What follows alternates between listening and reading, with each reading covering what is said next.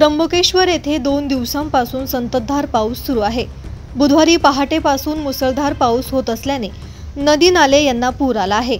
अहिल्या धरण ओसंडून वाहत असून ब्रह्मगिरीचे शुभधवल धबधबे प्रवाहित झाले असून धुक्यात वेढलेले डोंगरकडे आणि त्यामधून वाहणारे धबधबे यांनी पर्यटकांना आकर्षित केले आहे।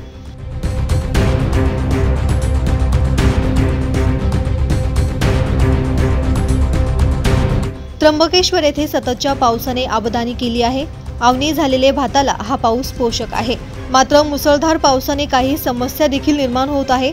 तालुक्यात सततच्या पावसाने जनजीवन विस्कळीत झाले आहे। ग्रामीण भागात असलेल्या सेवा उशिराने धावत आहे। शाळा महाविद्यालयांची उपस्थिती मंदावली आहे। त्र्यंबकेश्वर येथे आलेल्या भाविकांची मुसळधार पावसाने तारांबळ उडाली आहे।